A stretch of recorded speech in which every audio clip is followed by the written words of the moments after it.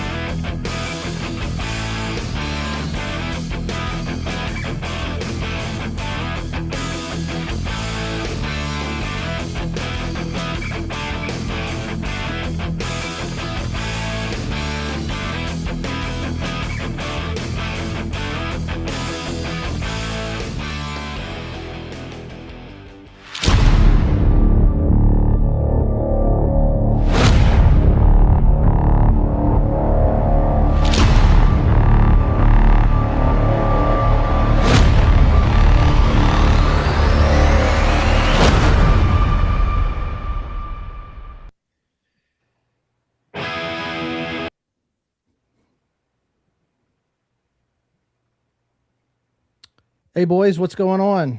What's up, dude? We got ourselves another episode of Tracks Takle happening tonight. Let me see if I can get everybody on the screen tonight. Chris, what's happening with you, man? Oh man, just living life and recovering from Christmas and hanging out, man. Excited to tell some stories. Here's some stories. Well, we got a good one for us tonight. We got Dan Sauble from Mason-Dixon Adventures joining us tonight. Let me see if I can get him up on the screen here. Hey, Ron. Hey, Chris. What's going on, Dan? Not much. How you guys doing? Good, buddy. How are you? Good, man. Appreciate you joining us tonight. I'm good. Dan is the winner of the 3B raffle we did a couple weeks ago. And Chris, maybe why don't I just toss it over to you and let you do the introduction here as far as how we got to connect with Dan. Yeah, so more than a couple weeks ago now, but back at probably right in the middle of bow season, we were getting close to 5,000 followers. So I threw a contest up, like, share, one of those things, and we're going to pick a winner once we hit it. And Mason-Dixon, is it Mason-Dixon Adventures or Bow Hunting Adventures? Dan, I just call you Dan now. So you can call me Dan. Mason-Dixon Adventures is the name, I guess. Come up with. So we picked it, and ended up being a fairly local guy that knew some of the guys from Ron's tribe. And one of the things was come on the podcast and tell stories. And I think luck had a good say in this one, because you got some good stories and some good adventures to share, bro. So glad you're here. Glad to have met you. And you're from Adams County, East Berlin. Is that where you're from? East Berlin, yes, sir. Okay, that's kind of the divider between me and Ron right now, right? Yeah, like you're splitting the difference between us. And so Chris told me, he's like, "Hey, I'm talking to Dan Sauble." I'm like, "Man, I know that name. Like, I know that last name." And I couldn't place it until Dan and I talked. I couldn't place, how I might have known him. But we grew up and our circles crossed paths a little bit. Yeah. Yeah, a couple different ways in playing baseball when we were younger. And here's the $1 million East Berlin question, okay? Which is the better rudders? The one in town or the one up off of 94 that's really not in East Berlin, but everybody goes there because that's where the maps say to go? I don't know. I've probably been to the rudders in town once in the last 2-3 years. Every time I buy something from Marketplace, they're like, meet me at the rudders in East Berlin. I actually I spend more time down in Manchester, Maryland. Okay. All right. You're not too far from my stomping grounds then. So, all right. Yeah, I try not to leave the house too much other than the hardware store and go to work. That's about it. Yeah. Well, Dan, why don't you go ahead? I mean, certainly we've been able to connect, and I'm glad you joining the group and coming in and giving us your time to be on the show. But why don't you just introduce Mason-Dixon Adventures to our audience? Tell everybody who you are, how you got started, and we'll get into your story. Okay. First of all, I appreciate you guys having me on. Thrilled to do this. For me, this is like a team's meeting for work, but I usually try not to go to them. So I actually want to come to this. Yeah. And HR ain't watching, so I know we're good on that aspect. Yeah. There you go. But yeah, so I mean, I grew up here in Adams County on a farm. Me and my dad and my two brothers. And I really didn't hunt growing up. They did. We went out a couple times, did the typical Pennsylvania farm hunt. You sit for an hour, start putting on drives, running everything all over the place, and just shooting like crazy, anything you can see running. And at that time, I was 12, 13 years old, and it just didn't appeal to me. I mean, I was into sports, playing a lot of baseball, doing some other things, and obviously at that age, girls and that type of thing. So, Mm-hmm. and we had hogs and cows on the farm, so it wasn't like we had to hunt to eat. And just never really got into it. And couple of my uncles, they hunted here and there, and they take me out and we'd do things here and there and get into it, and really never got too in depth or too excited about any of it, because most times rifle season come around back in the day, it seemed like it was colder than it is now. Yeah. No So, doubt. and that's No another doubt. reason. What the hell do you want to be out in the cold for? Because I mean, we seen doe running around, and we got 1,000-pound steers we can eat. What do I care about a 50-pound doe? Yeah. And then I'd say it wasn't until I built my house, built my garage, and worked my ass off to do all that stuff, and realized now the work's done.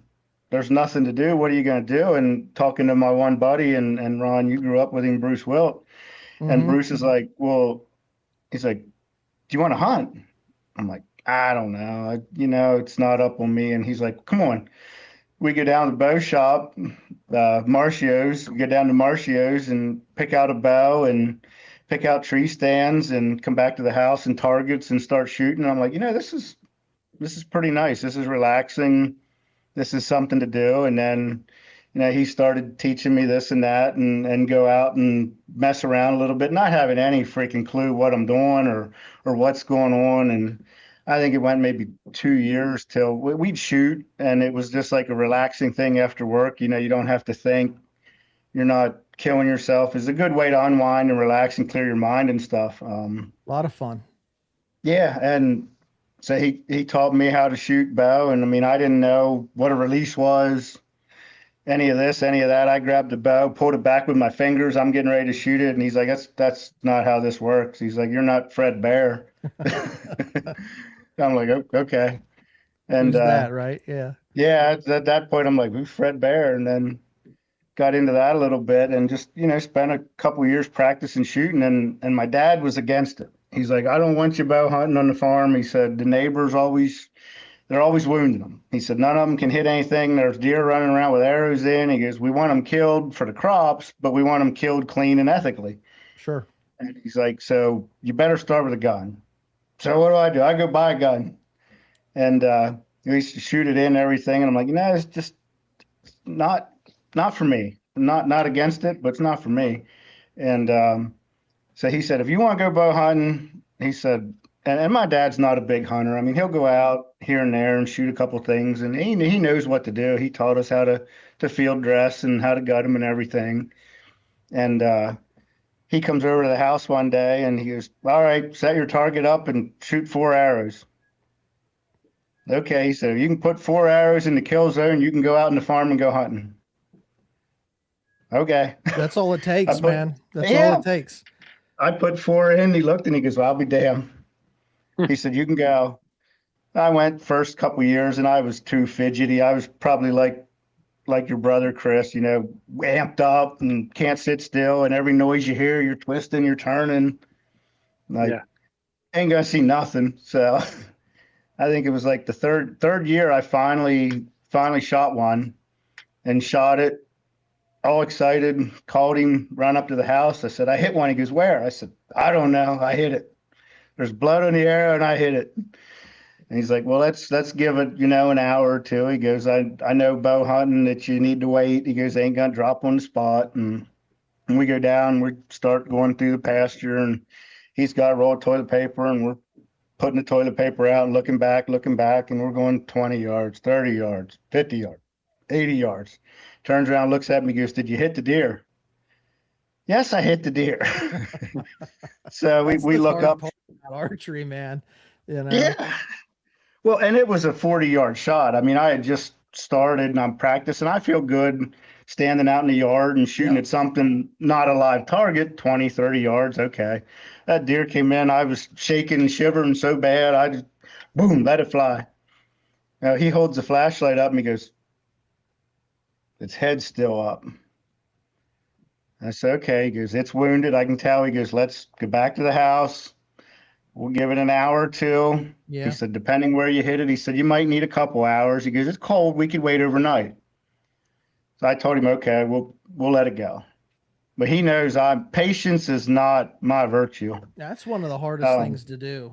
I mean, as a bow hunter, you know, it's the right thing to do, but it's right. hard to do. You know, knowing that you got that animal down. And At so least, yeah. my ram ass, I go back 2 hours later because it's 2 o'clock in the morning. I know he's in bed. If I don't use the flashlight, he's not going to see me. I go down, deer's head's still up. So I set the spotlight on the ground. I get 20 yards away and I shoot. It drops. Okay. I'm thinking, you know what? Now I don't know what to do. Now what? I'm like, and I can't call him because he's Yeah. asleep. He told me to wait till the morning. So I did my best, got it up. He called me in the morning. He said, you want to go look for this thing? I said, no. I said, it's hanging in the garage off the tractor. I said, I think we're good. And he goes, what was it? I said, I'm afraid to tell you. He said, is it legal? I said, it's legal. I said, but he goes, well, it looked like a big deer. I said, yeah, but it's a button buck. And he's like, hey, he said, you killed one with a bow and arrow. He said, I don't care if it had spots on it. Hunt your Yeah. hunt, man. Hunt your hunt. Yeah. So, I mean, that's one of the Yep. things we talk about all the time is, you know, especially with the social media being the way that it is right now. Everybody talks Mhm. about, you know, especially trophy hunters. If you got big bucks around, you talk about letting them pass, give it another year, etc. But I don't care, man. If you're going to eat that deer, and especially that's your first one, like who cares? Yep. Go And, get and it. and I think that's the thing that you guys can both relate to is in the areas we're in, you talk about let them grow. We, if you don't or I don't, the next guy will, or the next guy will, or the next guy will, which makes it frustrating. But Mm-hmm. Hmm. in the same sense, I mean, I think, you know, the nice thing about the guys that I run around with, I hunt with, I talk to, like, and similar with you guys with the collaborative is, you know, we could care less what anybody shoots. Like the first question isn't how big was it? It's like, how far did it go? Right. Which way Yeah. did it react? What did it do? And then we're Come like, oh on. yeah, it was an 8 point. Yeah. Or you know what? It was a yearling. So that's a cool Yeah. story, man. How did so Mason-Dixon Adventures, like what spawned that?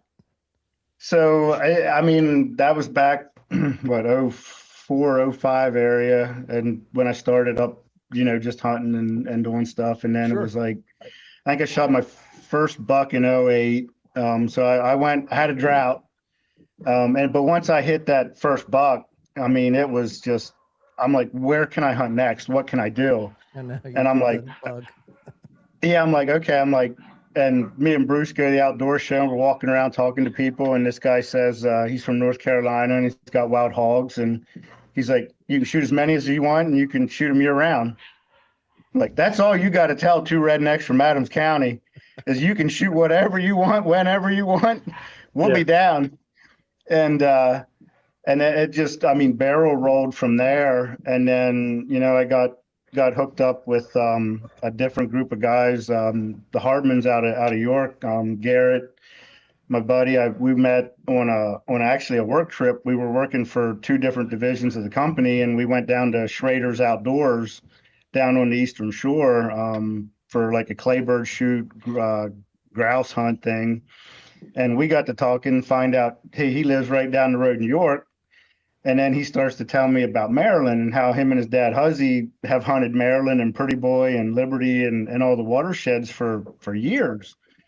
And I'm like, what do you mean? He's like, yeah, you can shoot 3 buck in Maryland, unlimited doe in Baltimore County, and probably 20 doe in Carroll County. And I'm like, well, you mean, because in Pennsylvania, we got 1 buck tag, and for years we could get what, a doe or 2, maybe 3 doe Hmm. tags. And If these you got guys are those. telling me, yeah, I'm like, you mean I can shoot like 50 deer a year? Yeah. Now, I keep in mind at this point, I've maybe shot 4 deer over 12 years. But so that's what really got it rolling. And they got me introduced to Maryland hunting and Pretty Boy and that type of thing. And then started to, my dad was hauling grain for some people down around Carroll County, and got to talking to them, and they're like, well, we want deer killed, but we can't let you rifle hunt with where we're at with the houses and everything. And my dad just kind of laughed, and he goes, well, what if they only use bow? And he goes, well, if they use a bow, they're not going to make out too well, but whatever, we'll let them try. And that's when I started messing around, filming stuff, using the Tacticam on my bow, the stabilizer cam, and then started messing around, put the iPhone in the tree, put this in the tree, and start filming it and trying. Because once I had probably, 10, 12 years experience, I started to get comfortable with how the animals reacted and how they were. And you could, because I mean, first couple times I went out, I was like, they come in, you got to be ready. And you start to realize that you don't have to be in a hurry. You can wait, you can relax, and then you can get away what you can get away with and not after. I mean, if I would have started hunting when I was 8, 9 years old, I'd have had that knowledge and known that thing until then. And that's when my wife's like, well, why don't you start, putting it on YouTube and putting it on whatever? And I'm like, I don't do social media stuff. I don't like computers, technology, anything, which, Ron, we were talking, that's my job. I work on a computer all day long. So we started talking about it, and she's like, you got to come up with a name. And I like, the first couple names weren't appropriate. Get you banned from YouTube real quick. Probably. I think the first account I had did get banned, like one video in. There you go.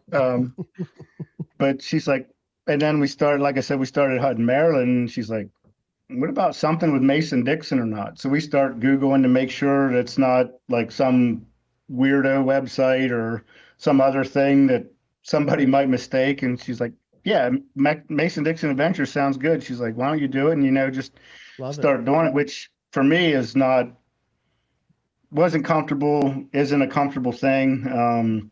You're thinking like, people are going to judge you. They're going to say this, they're going to say that. And I think I just got to a point where I'm like, you know what? F it. I'm doing it. That's what you got to do.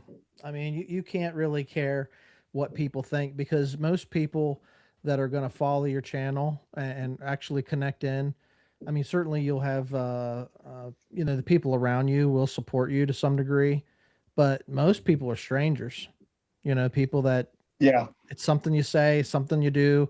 And we've met some really cool people just by, online through the content and stuff that we put out. And it's people we never would have met otherwise. Yeah.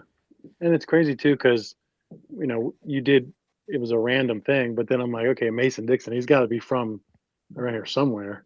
Yeah. And then to find out you're that close. See, that Ron would have been better if I was in Georgia. Yeah. What the heck?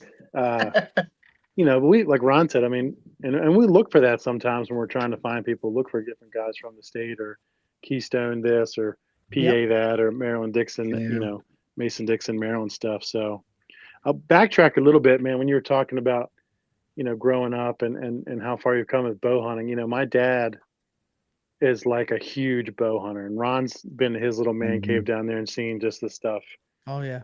It's like the stuff of legend, but when he deer hunted his whole life, and they rifle hunted and did, even though they lived in Maryland, they would come up to PA, not far from where your hunt camp is, Ron. They'd go up and do deer drives and do all that stuff. But he didn't get to bow hunting until, real big push in the late 80s and 90s, early 90s, when bow hunting started getting big. And he went out for years, I remember, and just didn't get one. And he's got it in his basement next to all his big shoulder mounts and Euros. He's got this one, and it's a 3-point. It has 2 that go up, and then he had some defect where he had like a drop point that came down and hooked up.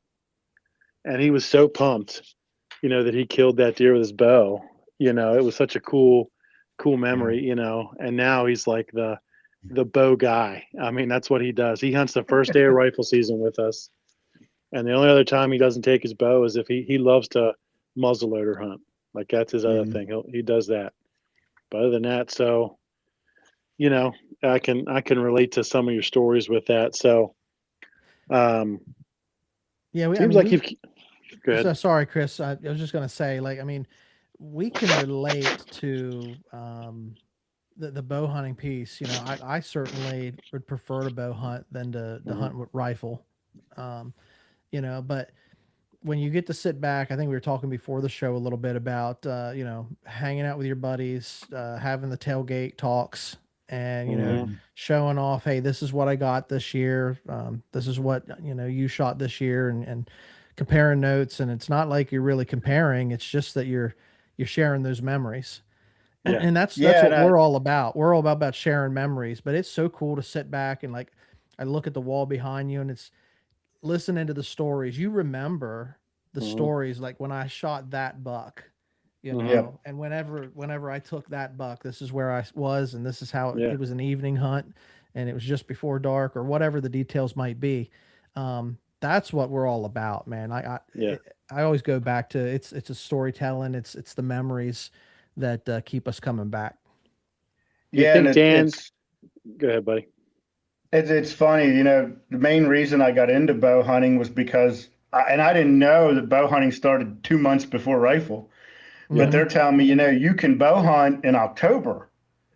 I'm like, wait, that ain't cold as hell. Okay, cool. I can do that. I can be done by Thanksgiving. was the main driver. But then once I killed the first one with a bow, and the first buck I had killed, I had grunted in, and it was last light, and I'm just, I start blowing on the old black grunt tube, and about shitting my pants, this buck jumps up and comes running around, and he was maybe this wide 7-point, and he was at 20 yards, and he looking at me, and I shot, crack, and he ran off about 50 yards, and I heard the corn swirl and fall, and I'm, after watching those Michael Waddell videos and that, you're like, now he's shooting 180-inch deer, but shit, I'll take this 60-inch one. He crashed, and I'm like, again, now it's been like 2-3 years since I shot a deer. I'm like, what do I do? So I called my buddy Rick, and he comes over and he rips the guts out. But I was like, I want you to show me. And by the time I said, I want you to show me, he's got the guts out, and he goes, throw that thing in the truck. Let's get back to the house and hang it up. Yeah. and from there, it was just like, like I said, I have nothing against rifle hunting. I do actually have a pretty good rifle story here from the other year, but it's just that thrill of, the mind game of learning the animal, getting that close. And it in my mind, I could care less if you shoot a 3-point or a 12-point.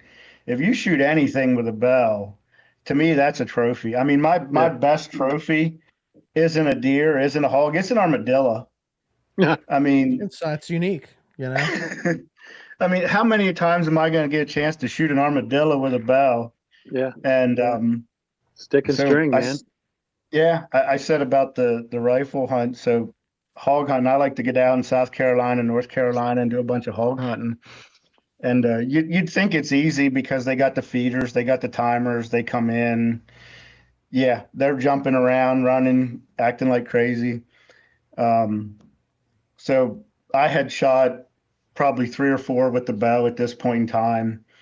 And my brother, he had gone through some things. My middle brother had gone through some things, and he had spent some time in the hospital. And he got out, me and my dad and my brothers, Kevin and Alan, we said, we're going to do something together. Because, we live so close, and we're always around. And we're like, we got to go do something together. And they're like, well, let's go on a hog hunt. Hog hunts are easy. I'm like, yeah, okay.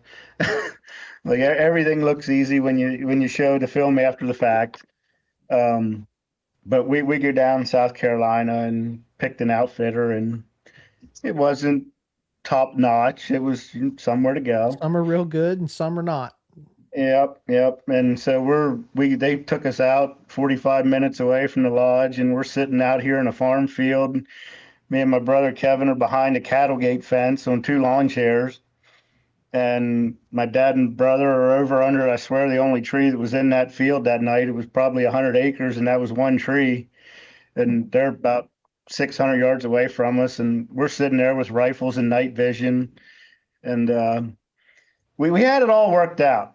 You know, they come in, we're going to count to 3, we're going to shoot. If we need to shoot again, we're going to shoot again. Okay, so we're sitting there like 2-3 hours. It's like 11:30 at night, pitch black, and down there in the swamps, it's a whole different dark than we experience here at home. Oh, I know I mean, you're hearing sounds, and you're like, "What's that? What's that?" I'll tell And you a you're story jumping. afterwards about swamp hunting, but I won't tell it online. And I'll hang on for that one. Um, but so we're sitting there, and I stand up, turn around, take a pee, and my brother had a little bit of a cold at the time, a coughing fit, and he's trying not to cough, but he's trying to tell me there's hogs. And I'm like, okay, so I'm trying not to pee on myself and everything else, and we lean down, grab the guns, lean them on the fence, got the night vision. I mean, it looked like TV we had mounted on the guns. And I'm not even sure what I had. It was lever action. But we're like, okay, ready? We had 4 hogs come in from our right side. And we're sitting there and there's like 1, 2, 3, 4. Okay. So we lean our guns up and we're like, we're going to shoot on 3. And he counts down and bang. I mean, we shot simultaneous. One hog drops, the other hogs run away. And we look at each other and the hog's laying there kicking. And my brother, he just loves to unload the gun. Sure. He was getting That's the ready. fun He's part. like, I'm going to put another shot in it. I said, just relax. Wait, it's dead. It ain't. I said, if it gets up, you can shoot. Well, and it was probably only 30 seconds, felt like a half hour. Hog's dead.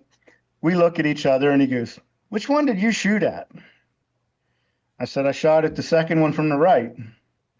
I said, which one did you shoot at? He said, I shot the third one from the left. I said, there's 4 hogs. So we're sitting there at the fence and we're doing the math and looking. I said, you dumbass. I said, we both shot at the same hog. So I we knew it was look going to at be a it. good story when you started off with, we had it all figured out. Yeah, we had a plan. The only thing we didn't talk, I mean, I think we just each in our mind assumed we were going to shoot the one in our window in our line because we were shoulder to shoulder. Uh-huh. And he was getting nervous. He said, the lawn chair's creaking. The lawn chair's creaking. I said, well, quit moving. And we go up to the hog expecting to see 2 bullet holes in it. And we flipped this thing over and rolled it and rolled it and rolled it. We found 1 bullet hole. And my dad and brother, they come running across the field and they're like, what'd you guys do? We seen a flame go across the field, looked like a fireball. And you guys, how many shots was it? I said, just 2. And he goes, you guys had to shoot at the same time, simultaneous. He said, it was perfect. He said, we heard a squeal. We heard that hog. And we're looking at it. And he's like, which one of you hit it? And I said, well, I haven't ever in my life shot anything with a rifle other than a target. I said, so I'm going to give him the benefit of the doubt and say that he shot it. And then we're going back to the lodge. And my younger brother goes, you hit that hog, didn't you? I said, I have no idea. I said, it was dark and we're at 100 yards in the dark. I said, all I know is it's dead. And you know what? Who cares? Those I are the said, best whether- stories, Dan. Those are the best stories, Yeah. man. Because I mean, I can tell you a story. You know, Buck. Buck Yep, and I yep. ask him about it, but he can tell you about a story that he and I, we threw a lot of lead at this one deer, and we killed it, but there wasn't any bullet hole in that deer after we caped it out. So That's the ones I like. You scared it to death. I don't know what happened. I think we just about gave it a heart attack. Something happened That's what I was going to say. Heart attack. Yeah. Well, speaking of heart attacks, Dan, what's at all those stories, deer, hogs, armadillos, what's your biggest thrill? What gets your heart pumping out there, man? What's the best thing? It has to be calling a buck in. Mm-hmm. And I've shot in the last 3 years. I've got my PA, 1 in PA for the last 3 years. In Maryland, I've got at least 2. But when you can sit there for hours, like I said, patience is it's odd that I got into bow hunting because that takes so much patience, and I have none. So I do a lot of calling, and I know I watch these videos on YouTube. Don't blind call, only call when this and only call when that, and that leaves you like 15 minutes a season where you're supposed to call. Mm-hmm. But like this year, I mean, we got done mowing the yard, and my wife said, "Are you going to go out hunting?" I said, "No." That took about 5 minutes. I'm like, "Yeah, we got another hour. I can get out real quick here behind the house." And I get out and I took the rattling antlers right before Halloween. Took the rattling antlers and the grunt tube, and I start grunting. Here comes a 4-point. Here comes a 6-point. Here comes a spike. Here comes a doe. Plenty of deer around. I'm like, well, this was worth it in itself. Just I seen something, and I knew we had this big 8-point. We actually had 3 big 8s and a big 10 that were running together, and so I start rattling. I just beat the hell out of the rattling horns for a little bit, thinking, you know what, the other deer are either going to run off or not. But they just stand there and they start looking around. Off to my left, I seen a buck I had an encounter with about a week prior. He came in right at dark and couldn't get a shot at him. There was a skunk at the base of the tree stand. I stayed in for an extra hour or two, trying not to spook this buck. Wait till the skunk leaves. I spooked the buck anyway, figuring, well, he's not coming back. But no sooner than I hang the rattling horns up, I stand up, grab my bow, and the last half hour, I'm going to stand there with my bow just ready. And he's coming in downwind off to the side. He got a little iffy. I gave him a little grunt. He took a couple steps, and he's at 20 yards. Then he starts getting 30, 40, and he's finally in the window. And I'm like, I really don't want to shoot him at 40. And I had to give him a couple maps to stop him. He stopped, looked the other way. I shot. He dropped, or he arrow. I didn't see the arrow. He ducked, did the tail, did the run, did the death run. I'm thinking that was a solid shot. I look up. Here are the 3 other 8-points that we had, and the 10-point jumped out of they were 10 yards from him. I didn't even know they were there. They jumped out, ran one way, 8 doe ran the other way.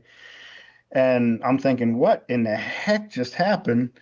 And I'm trying to gather myself, and I'm looking up, and here comes a neighbor down the driveway, and I called him real quick. I'm like, "Hey, Stennett, can you not go behind your house for an hour or two?" And he's like, "What?" Do me a favor. Yeah, I said, "I just shot a good one." I said, "I either hit it dead or I missed it complete." I said, "And I don't know." I said, "My heart was racing." I said, "He came in on a string. I didn't know what to expect." I said, "I don't know how I calmed myself to take the shot." And he's like, "Well, I wanted to till my garden." I'm thinking, you know what? That's perfect. I said, "That'll cover noise." I said, "You get the tiller up, get it fired." And I hear the tractor backfire, and you sound like Cousin Eddie out there. He's hitting rocks, ding dang. And I get down, look, blood everywhere, no arrow. I come back to the garage and I called Huzzy, my buddy, and I said, "Hey," I said, "I'm going to send you some footage." I said, "Tell me what you think." And his theory is if the deer's dead, it's going to be dead in 4 hours, 8 hours, or 12 hours. All right. My theory is if that deer's dead, I want him now. So we're going back and forth looking at the footage. I'm like, there's blood at the shot, but there's no arrow. So I went back down, took another 10 steps. The arrow's laying in the creek, just a blood trail the whole way. I walked at 80 yards, blood stopped. And I'm just heartbroken. I'm like, you got to be kidding me. And they have a dry pond, and then there's a creek bed down about 8 foot. And I'm looking, I'm like, he's got to be, I looked off down, he's laying right in the creek bed.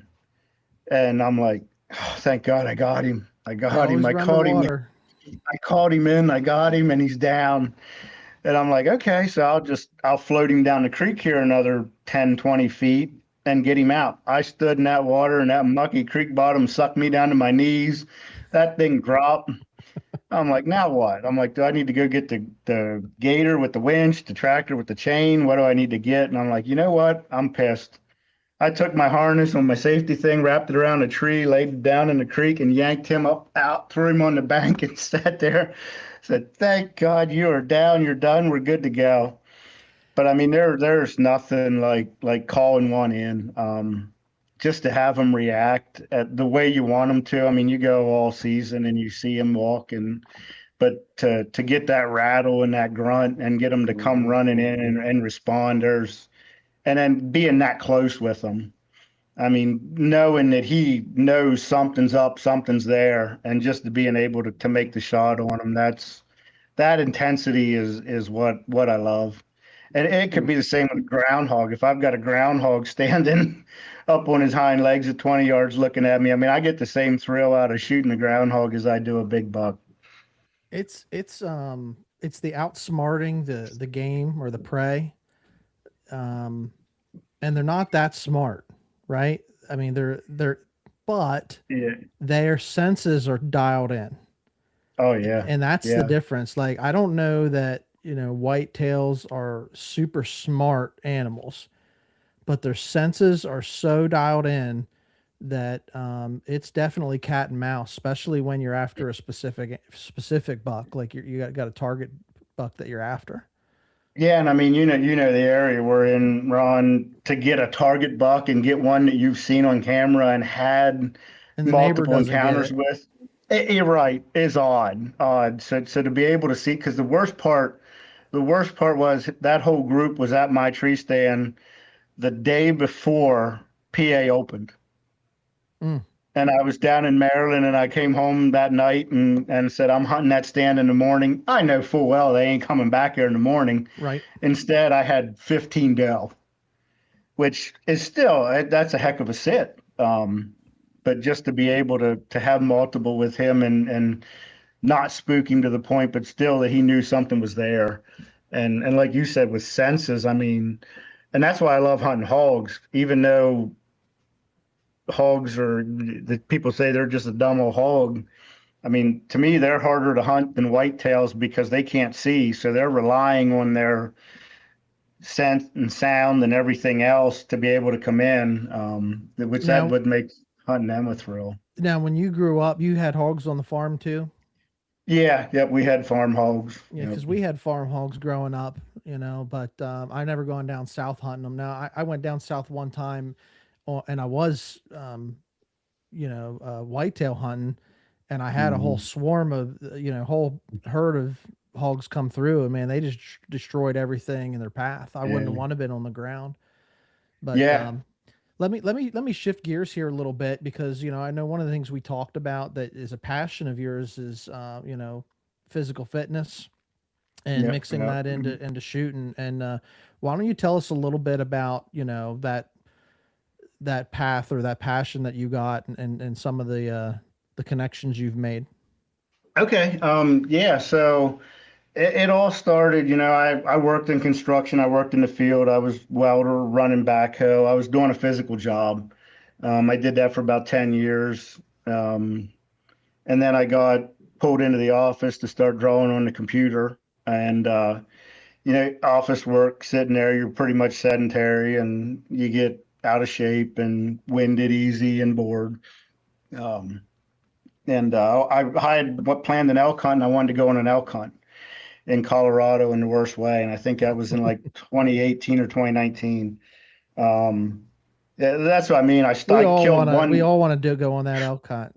I killed one button buck, and all of a sudden I'm going. I want to kill hogs. I want to kill elk. I want to shoot everything I can shoot, which drives my wife crazy. But bless her, she's so supportive of the whole thing. She knows the arrows, the grain, the broadheads that I use, and Christmas is always fun. Um, but yeah, so I'm like, well, I need to get in shape. And you Right. guys know around here, I mean, we're flatlanders. I mean, if we have a hill that's 100 feet, that's a mountain to us. It's worse where Um, Chris is from. yeah, yeah. So how I've tried to figure out a way, how can I get in shape for this elk hunt? Because I don't want to blame any physical limitations on failure of the hunt. Right. I don't want any excuses. I want to be able to chase them some bitches up the hill, down the hill, wherever. So I started, doing workouts and I go out and shoot and, you stand out there and you shoot flat footed at 20, 30, 40, 50, 60 yards, whatever it is. And you can only do so much of it. And then, like we can't get that elevation difference. So I was thinking, how can I do this? So why don't I do some sprints? Why don't I do 10 push-ups and try to shoot an arrow? Right. And that basically to me started to simulate, when you get that deer, when you get that hog in range, your heart's pumping The and you got to adrenaline hold that push. bow straight. Yeah. So I started doing different regimen workouts where I'd run, shoot, keep doing stupid shit, throwing hay bales, throwing a tire, dragging a tire, whatever it was, to the point where I'm dead tired. Can I still pick that bow up and shoot? Because talking to the guides and Shooting stuff, steady. yeah, they're like, can you run up a hill and shoot? I'm like, yeah, I can run up the sand mound and shoot. Yeah. And he's like, yeah, that's great. That's 6 feet. He's like, I'm talking run up a side of a mountain and still, once you get there, you're going to be tired. You're going to be winded. Are you going to be able to make that shot? And I'm like, okay, I get it. So I spent 2 years, doing all this stuff. Went out, did the hunt. I wasn't successful by killing an animal, but man, it was a hell of an experience. And got back home here, and it just turned into, that's my regimen. I go out and I shoot 5 arrows and do 20 push-ups or do 20 sit-ups or whatever it might be, just, to keep it moving and do that. And funny thing was, so Big Truck down in Maryland, Big Truck Brewery, they have a hell of an archery course. Kip and Kobe do a great job of putting on 3D shoots. And I think starting in like April, he runs 3D shoots once a month the whole way till Maryland season comes in. So we were going down there, me and Huzzy and Garrett and Nate, our buddy, and we're doing the 3D shoots. And the one 3D shoot, we get back from doing the course, and Kobe makes hot dogs and lets you try the Big Truck beer and all that, and you shoot the shit. And he's got some interesting stories, being a Marine and being involved with what he does. And there was 2 guys standing there, and they had a sled, the old black jet sled, and they had 3 sandbags. And they're like, "What do you guys want to try something?" And he comes in, he's like, you're going to shoot an arrow at 20 yards. You're going to run a sandbag 30 yards. You're going to run back. You're going to shoot an arrow at 30. You're going to run another sandbag down, run back 40. Then you're going to bring that whole sled back, like 90, 100-pound sled, back up the hill. And I'm just grinning ear to ear. And Huzzy and Nate, they're like, this is nuts. This is what you love to do. This is what you do at home. I'm like, I didn't know anybody else did this stupid shit. Yeah, it's like a strongman comp, and you're mixing in archery. So we ran that, and then they were there like the next 3 or 4 weeks, and they're like, "Hey, do you want to come to our competition?" And I've shot archery competitions, in a Marcio, shooting the 3D screen or shooting the 3-400, whatever they do, paper, and I don't get a lot out of that. I mean, to me, that's boring. You're just shooting and it's there and you're standing still. And I cannot do it. I am a terrible target shooter. Like, I respect the hell out of anybody that can stand there and put 3 arrows in a dime at 20 yards. Yeah. That ain't me. I shoot for that kill spot. And they're like, well, we're doing this. We're going to do a competition down here. It's a 3-day thing over the weekend, and we're going to call it Goat Rodeo Archery.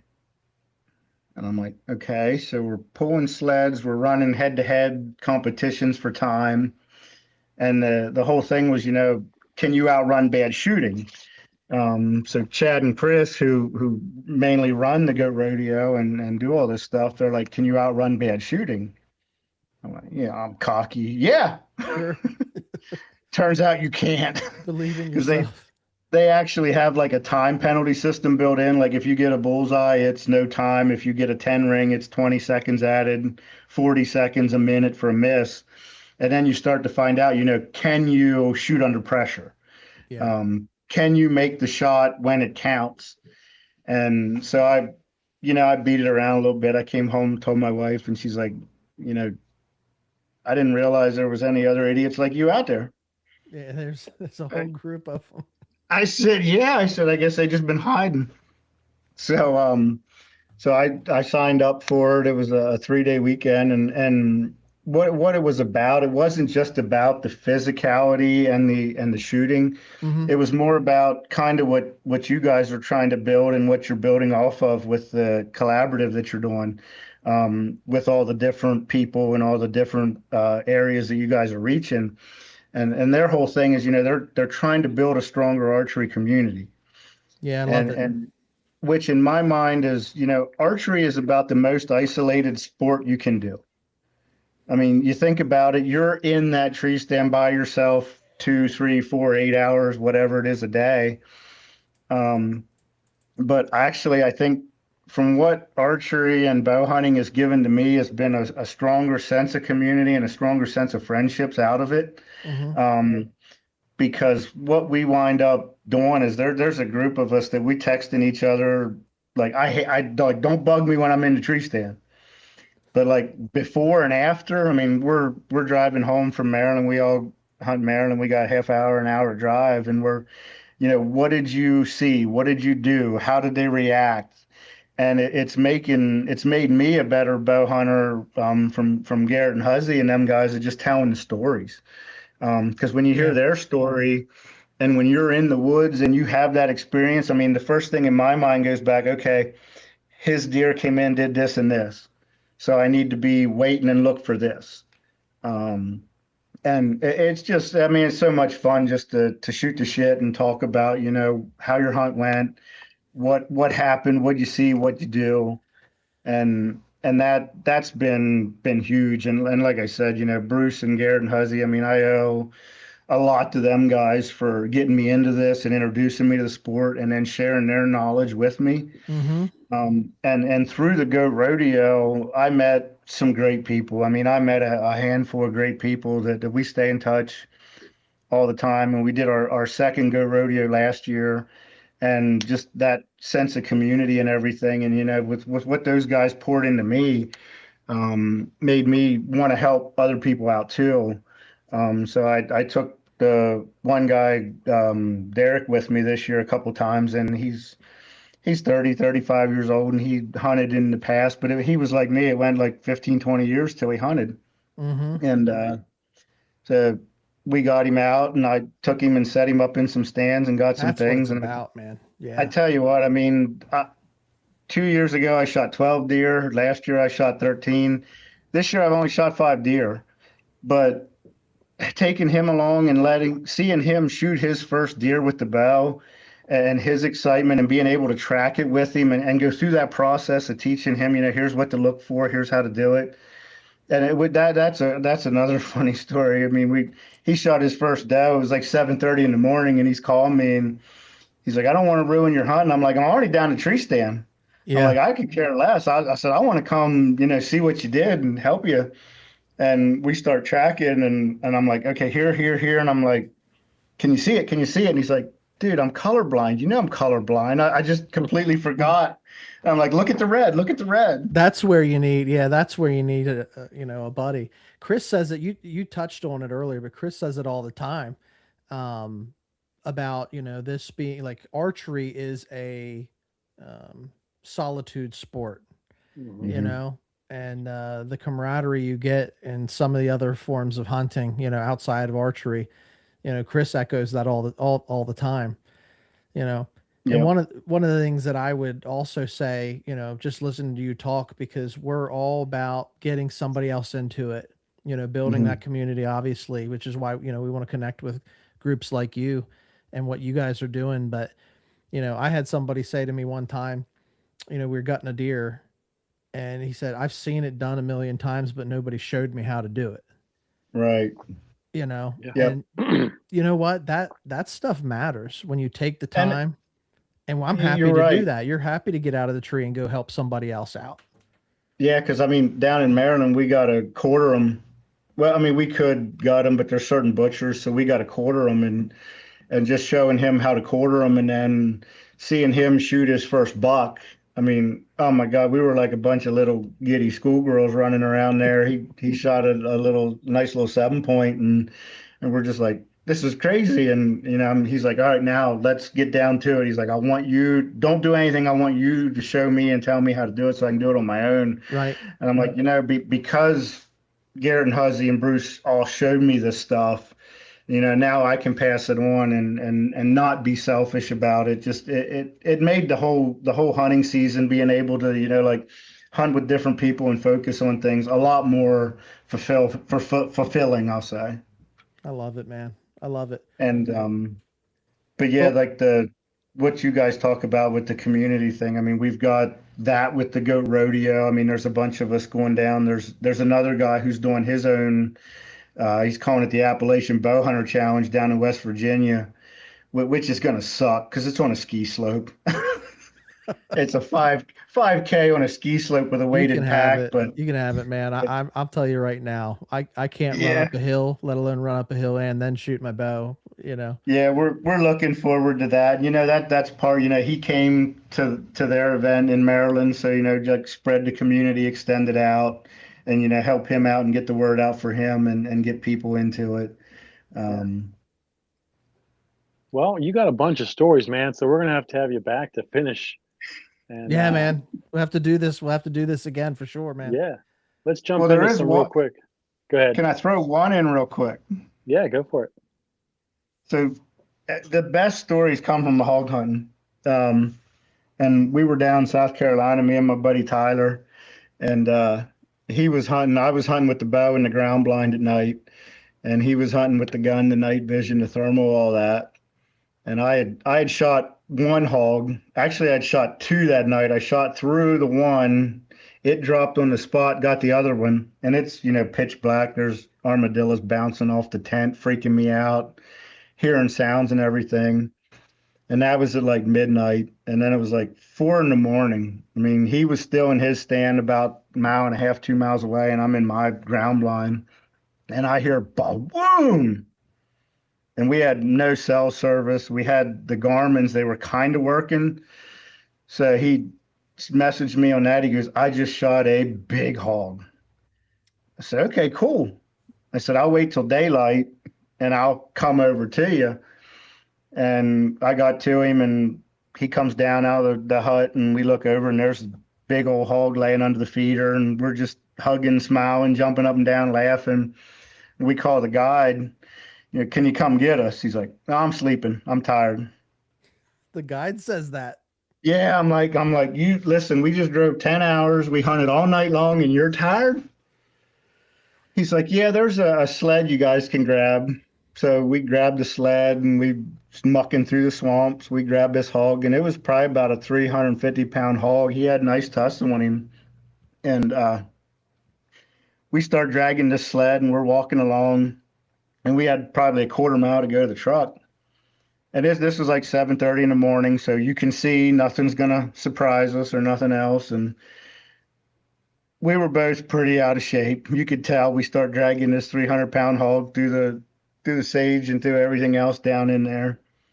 And we get we get maybe halfway to the truck, and he goes, "Holy shit!"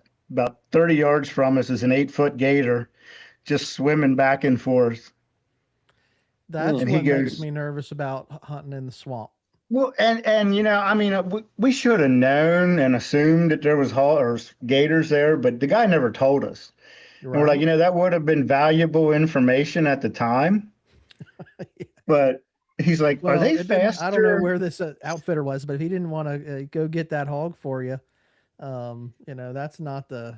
Well, I and that's wouldn't what be we said, recommending them to a friend or family member. which I will not. But he looks over and he goes, are they faster on the land? I said, I believe so. So we start sprinting, and there's this old bridge with holes in it and boards, and we're sprinting across this thing, slipping and sliding, and I fall and drop my leg down through the bridge, and he's keeping an eye on the gator. It's coming towards us, of course, because we got a bloody hog in the swamp. And I bounced off the bridge and pulled my leg out of the bridge. We sprint to the truck. Both of us grabbed that hog, threw it up on top of the truck, I don't even know what kind of Olympic jump we did onto the tailgate. We're up there out of breath and sitting there, and he's watching this gator, and it's back and forth, and it swims away, and he grabs a beer and hands me a beer. He goes, I know it's early, but it's late. And I No said, doubt. no problem. I said, I'm not worried, and we're just talking about this, and we're sweating and laughing. I put my head down. All of a sudden, I hear the gun click. And I look up and he's got the gun over my shoulder, and there's a 4-foot gator that's come up out of the bank. And he goes, how much did he tell us it cost to shoot a 4-foot hog or a 4-foot gator? Yeah, you just got to pay extra for that. I said, don't. He said, I think he owes us that after putting us in this situation with an 8-foot gator dragging it through the swamp and not knowing. He goes, I think that's going to be supper. There you go. I said, Tyler, please put the gun down. Let's get the hell out of here. That's Heck yeah. crazy, but those are the stories, man. They live with you. You know, those stories live with in infamy. Oh yeah, that was probably good 8 years ago. And as soon as we see each other and say something, he's like, "I should have shot that alligator." Right. What are you gonna do? What are you gonna do about it? Yep. Well, go Well, ahead, Chris. Well, like I said, we're going to get into a real quick thing, rapid fire questions as we wrap up. You're like Ooh. one of us, man. You're in the club now, man. You got stories on stories, and you start telling them, and it's like uncorking a fountain there. So, Appreciate that. favorite piece of bow hunting equipment? We got one thing. What's your favorite piece that you take with you? Rattling antlers. Okay. What about you, Ron? What's your next one? One go-to tip for staying sharp in the off season. What do you do in the off season? So, Get the heart rate up. Get the heart rate up and shoot. Jumping Yeah. jacks, burpees, push-ups, whatever. Dream hunt. You got all the money in the world to go do what you want. Where are you going? What you doing? Oh, that's gonna have to be an Alaskan moose hunt. Okay. that's another big animal. Yeah. So if your favorite piece of equipment's your rattling antlers, what's your favorite calling or rattling strategy? Three short soft grunts. Wait about 5-10 minutes. Give two deep grunts. Hit the antlers. Give one more grunt and just grab the bow and wait. It's like sheet Right on. music. Oh yeah, I mean, I do it in my head in the truck the whole way to work. I do that Well, with my man, goose call sometimes. I can get that. I've tried that. Yeah. Well, this hour went by quick, Ron, huh? I know that's what happens when you start telling stories. You know, time Yep. flies. We're just about at an hour. So Dan, appreciate you. You know, hanging out with us tonight, man. Even hopping on a little early and telling some stories is it's cool to reconnect, and knowing that we run similar circles. You have to tell some of those guys that know me that I say hey. And Oh, will do, no doubt. where can listeners find you, follow you online? Instagram, Mason-Dixon Adventures, and same thing on YouTube, Mason-Dixon Adventures. All right. And Awesome. also Awesome. look up Go Rodeo Archery. Like I said, I'm pretty involved in that, and we're going to be putting on another event here at Big Truck Brewery in the summer. At this point, it looks like it might be like middle of June, late June. We had 20 the first year, 30 last year, and it's not just for, physical fitness nut jobs. It's anybody can do it. Because like I said, it's based off of, your shooting ability and not your physical. It matches everything. And a couple of the things that we've done was, uh, like compass reading, map reading. So Right. there's some other events, team building, community events, storytelling that are thrown into that, to try to bring in some other people that are like on the verge or need some guidance with it. And it's reached a lot of people that I can say probably wouldn't have jumped into bow hunting, but from just, shooting 3D targets and showing up at that event has really brought a bunch of people together that normally wouldn't get together. Well, the one thing I loved about it when you and I first connected, we had a phone call and we were talking about, things that you're passionate about, outside of just bow hunting and being an outdoorsman was, the push for community and Yeah. what these guys do. So we'll have to connect with them as well, and see if we can cross pollinate and promote what they're doing for them as well. So Yeah, I know they'd love to talk to you as if you all's will. And yeah. Any final thoughts or shout outs from you, man? You want to shout anyone no, out? I Do mean, it I now. thank you guys for, giving me this opportunity and coming on and getting to meet you. And we'll find out tomorrow if it went well, if I hear from you again or not. Yeah, yeah. Well, no, man, you're in now. This is like the mob. Yeah, like once you're in, you can't get out that easy. So you're That's stuck with fine the with rope. me. I could be hanging out with a bunch worse people, I can tell you that. I hear you. I hear that. Well, Chris, Chris, maybe, I don't know.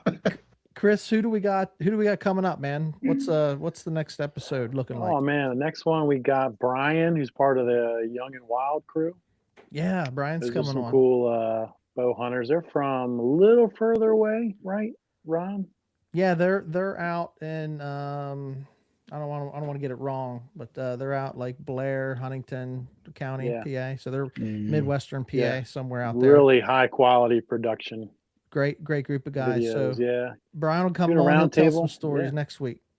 Yeah, he's next week, and then we got a round table about some deer stuff. Got some duck hunters coming on. Tired of hearing you guys talk about hanging in the tree, shooting your bow. So we're gonna. It's time to start talking waterfowl. I hear you. It's getting We're gonna make close. time to do it. We're gonna make time Yeah. to do it. Yeah. All right, Chris. Final words from you, bro. No, man. Happy 26 to you guys, and onward and upward. Let's keep going. All right, appreciate you guys. As always, we're gonna sign off, and just want to shout out the group. Remember, get outdoors, stay wild. Nature is our playground.